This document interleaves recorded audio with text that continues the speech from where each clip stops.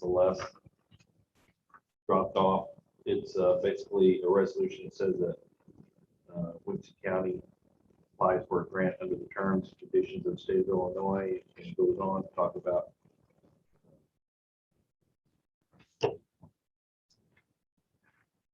this is necessary. This resolution is necessary for the necessary document for the application, and that we, county board chairman, county clerk, authorized to provide additional information as may be required in obtaining such a grant. So it's just a letter of support, a resolution of support for a block grant. And so this is here, so we just need a motion to accept it, or Yeah, we've done this several times. Make a motion to accept council resolution support, resolution number 2109-1056. Jim Marlowe. Okay. Kurt Jenseth. Yeah. Tim Atkinson. The only other thing I want to discuss is we were talking about bidding out internet services. I thought Chris Snyder sent me an email yesterday that states we have two contracts. One is with the internet and one with the phone. I originally thought that the internet contract expired November 11th. It actually expires December 10th of this year.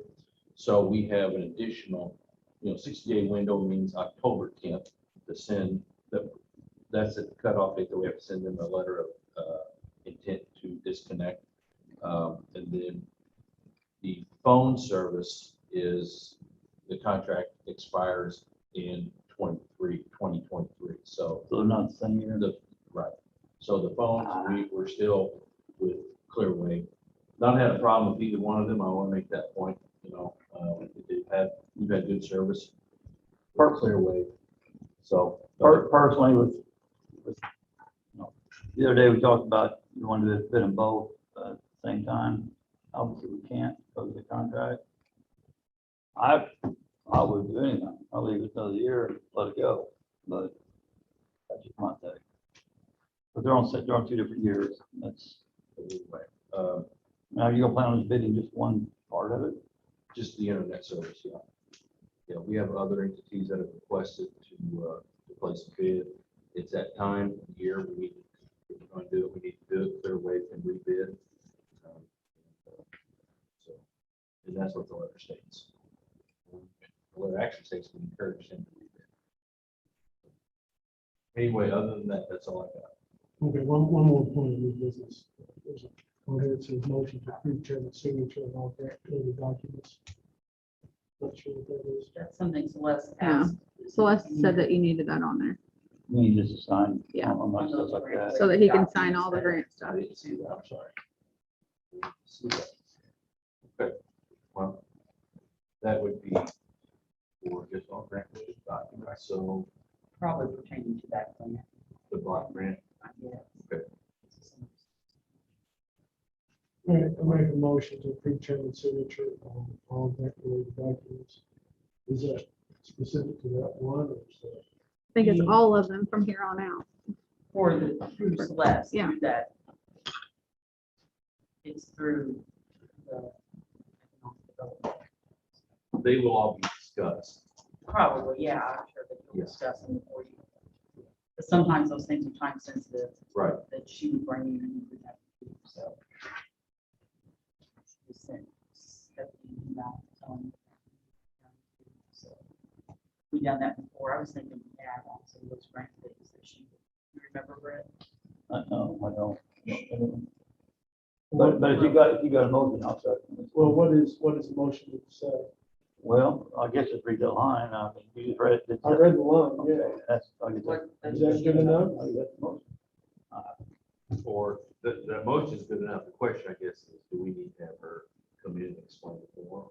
Well, she doesn't need to come in anymore. She's Yeah. not an employee. I get that. I get that. On the phone or something, contact her is what I mean. What she sent me was that you needed to be, your signature needed to be approved on all grant related documents from here on out. Jim, if you do a broad approval of signature, then you control whether or not you put the signature on the document. Well, normally the chairman signs all these documents anyway. But what I'm saying is, if you have questions of her before you sign the document, you have the ability to control whether you sign. It doesn't mandate that it's an approval now.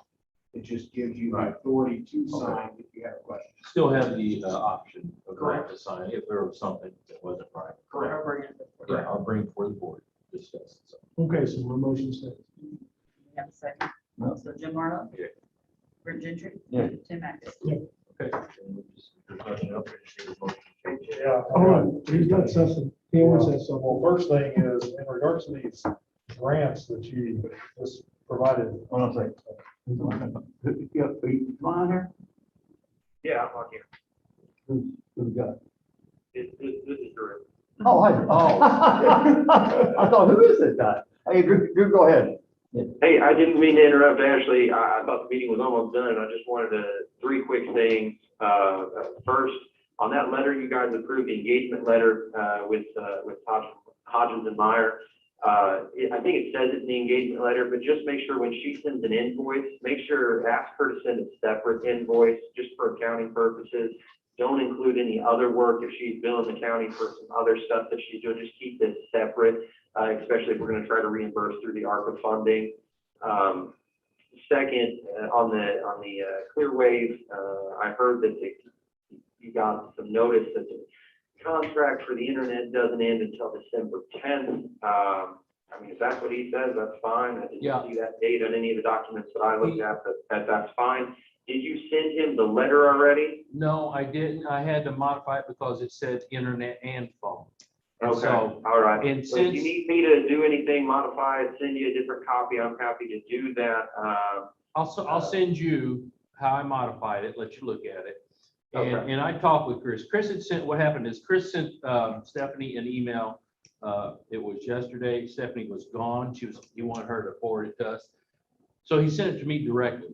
And I have his Sure. email that states that the contract expires on December 10th. And it's because the contract doesn't start until the very first billing cycle. So that pushed everything back a month.